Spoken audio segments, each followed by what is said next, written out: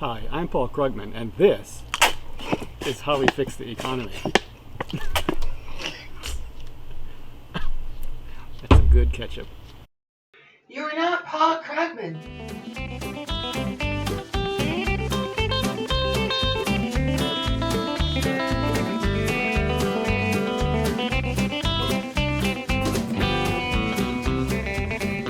So I'm here to discuss kind of core business and economy issues to get a better understanding of where the average American dollar goes. You know, does it go to China? Does it go to Winnipeg? Or does it go to Piscataway, New Jersey? I'm here with my good friend Fred, who founded the Oregon Pickle Company. All right, Fred, or should I call you Dr. Pickle?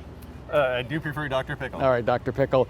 When was it that you came up with this concept of making the world's largest pickle? Basically, for people who don't know, for the Oregon Pickle Company, you know, imagine a 32-ounce jar filled with a single gigantic pickle, unsliced, just this gigantic pickle. I mean, sure, you've seen big pickles at the deli, but this thing was ridiculous. It's a $10 pickle, but worth every penny.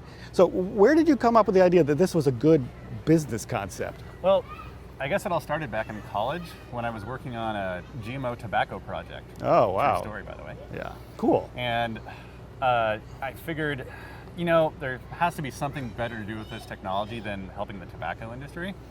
So I decided giant pickles.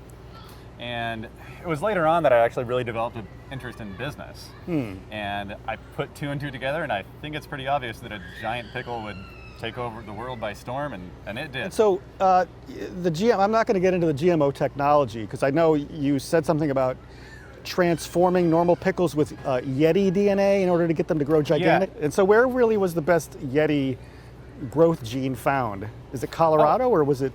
Well, Colorado had the healthiest Yeti. Yeah. But the Northwest, actually. Really? Yeah.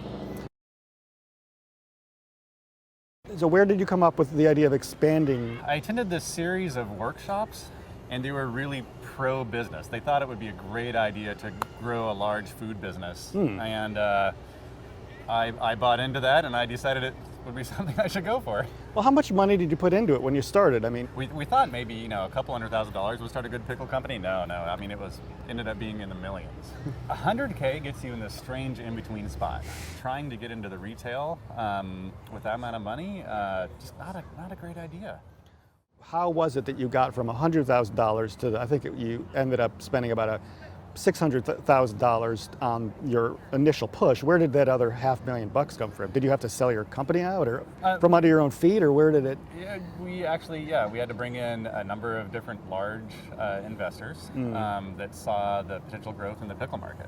How do you sell a $10 pickle to an investor? I mean, did they come to you, or did you have to go to them? I mean, did somebody come to the farmer's market? We were already getting a name, so they came. Okay. Actually, some people recognized us from the farmer's market, and then started seeing our products in stores, and saw how well we were doing in the local market.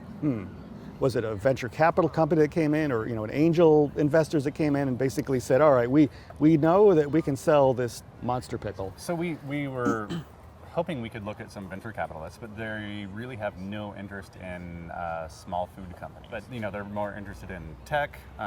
But kind of the smaller angel investors see things in a different way.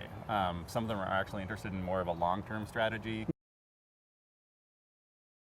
How much you ended up with only 25% of the company at that point, right? Yeah, but that still worked out okay. Yeah, I mean, you ended up with a reasonably good profit from selling it off.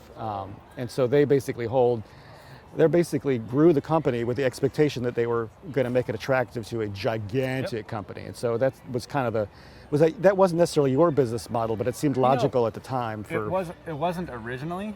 A lot of people in the food business said that's the way it ends up working, and I didn't really understand that at the beginning. But after putting in 4 years of 80, 100-hour weeks and being on the edge of bankruptcy multiple times, you realize that you personally can't keep doing it.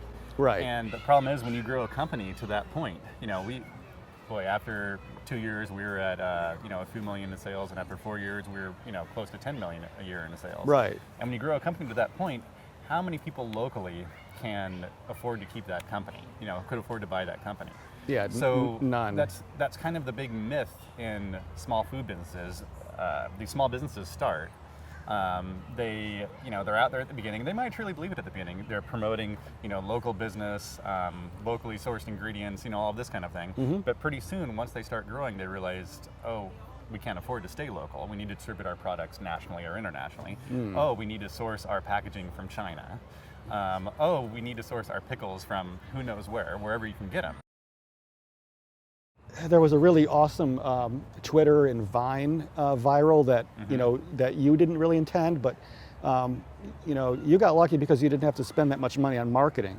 Right. Because a gigantic pickle markets itself, and absolutely. If you get the right people eating a gigantic pickle, it goes viral. Yeah, and once we breached Hollywood and started getting those videos coming back of the pickles at the Hollywood parties, oh my God, the after Oscars parties, yeah, that's what really gave us that push. Yeah, except for the Gilbert Gottfried video. Oh, I don't.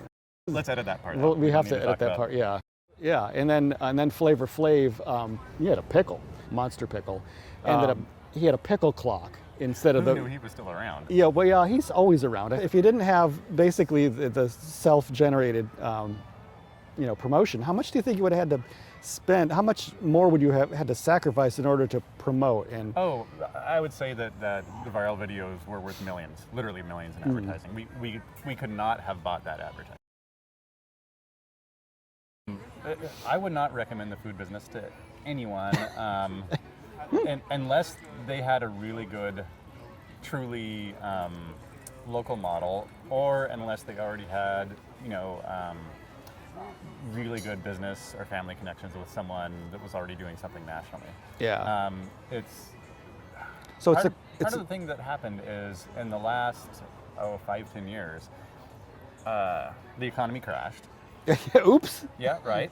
Oops. And now everyone needed something to do. So people started doing things like, selling on eBay, or having garage sales, or whatever they could do. And one of the things people realized they could do, there was a really low barrier to entry for food businesses. Right. So in a lot of places, you can actually start in your home kitchen. Yeah, everybody can cook. Right. And unfortunately, so what happened is everyone saw you could do that, so everyone did it.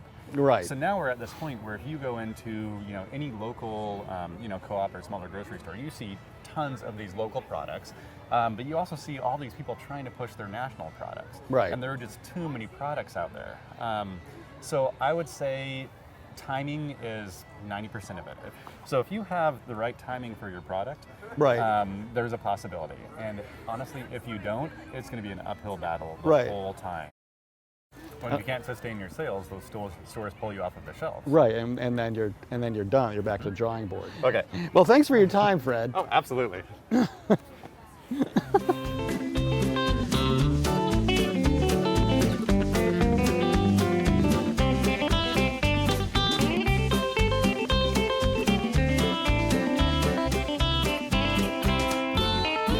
I think this is the portion of the show where we've run out of ideas. Yeah.